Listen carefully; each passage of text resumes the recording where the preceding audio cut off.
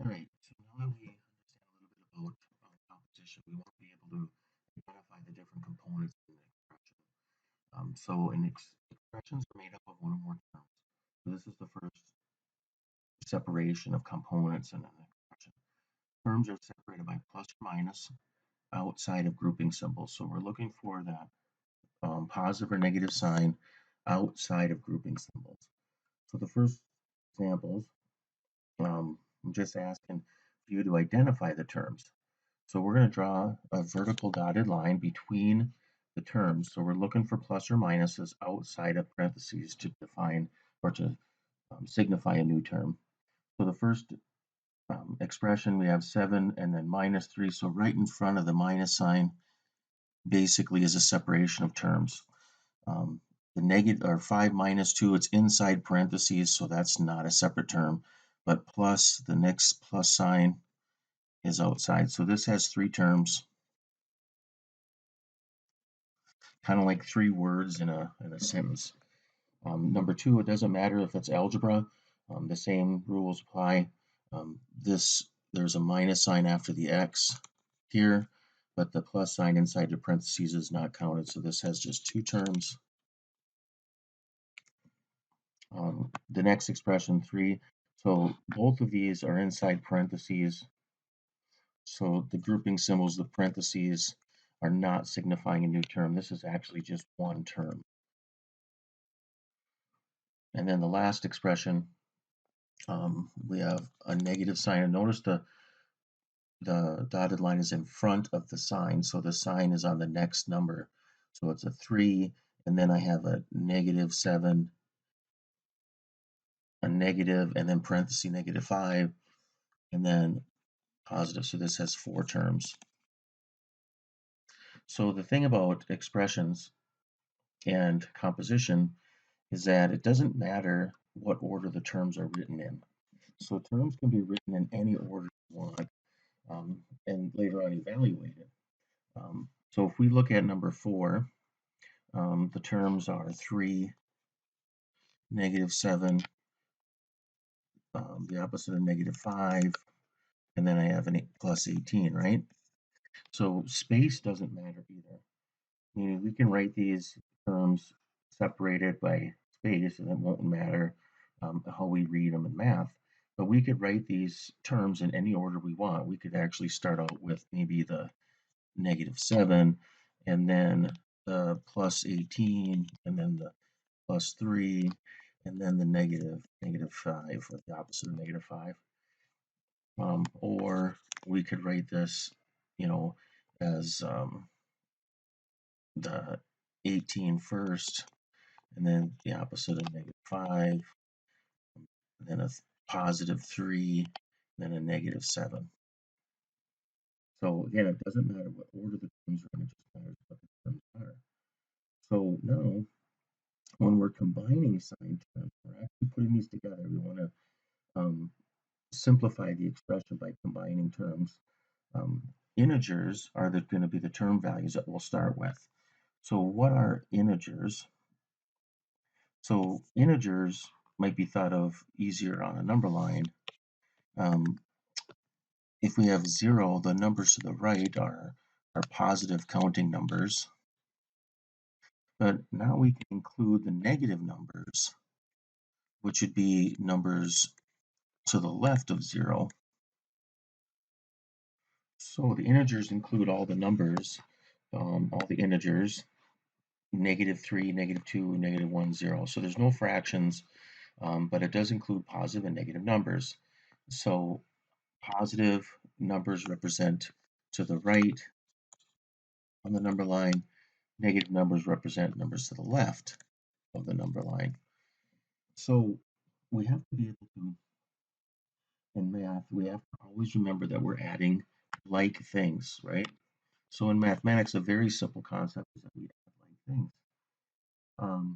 So now that we have integers, they're actually numbers that are complete opposites of each other. So they represent opposite ideas. So 2 to the right and 2 to the left are opposite ideas. So anyway, when we combine these, we have to realize if we're trying to combine a negative and a positive number, we're actually combining things that are opposite of each other. So how do we add, or we can't really add these, we have to combine them. So combining sign terms. So if somebody asks, how do you combine a positive 7 and a positive 4? These are like terms. They're both positive, so they're alike. So we should be able to combine these together. Now the expression that we're going to see in math is just these two terms separated by plus or minus. So it's simply 7. We could have 7 and then the plus 4, or we could have the 4 first and then the plus 7. Again, it doesn't matter what order it is. But of course, these two are alike, so we do add them like we normally would. Both these answers would be 11, positive 11. They're both positive. Same thing happens with negative. They're both negative. So they're both representing a left direction on the number line or a negative number. Negative 3 and negative 8. If I were to combine these, the expression would look like this. We would just have to write negative 3 and negative 8. Or negative 8 and then negative 3. You don't have to put plus between them because they're already separated by plus or minus. But since they're both negative, we just combine these. And of course, a negative 3 to negative 8, they're both negative, so we want to represent the answer. But we do add 3 and 8 is 11. So this would also be negative 11. But what happens when we have opposite sign terms? So if we're going to combine opposite sign terms, one positive and one negative, so we can't just add the numbers because they're not alike. So the expression, and this is important, the negative 7 and then a plus 13 would be a way to represent those two terms. Or we could have 13 and a negative 7. So notice what I'm doing is I'm kind of getting away from the idea of subtraction and just thinking about combining opposite sign terms. Now we have to think of these numbers as opposites. Maybe something like money that you have and money that you owe.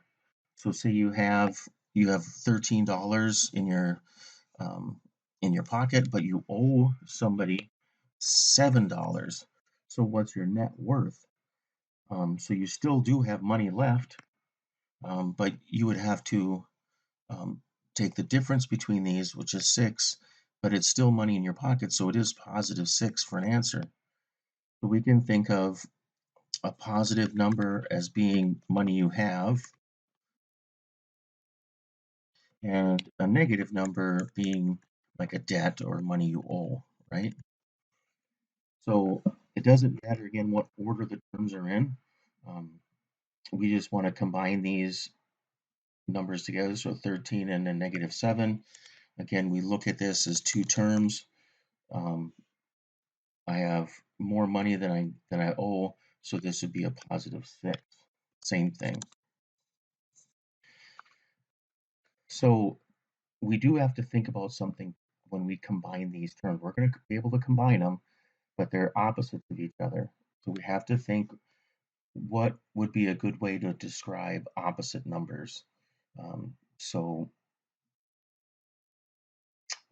Like I said, I think the positive numbers you could think of as money that you have, and the negative numbers would be like debt. And then I want to know my net worth.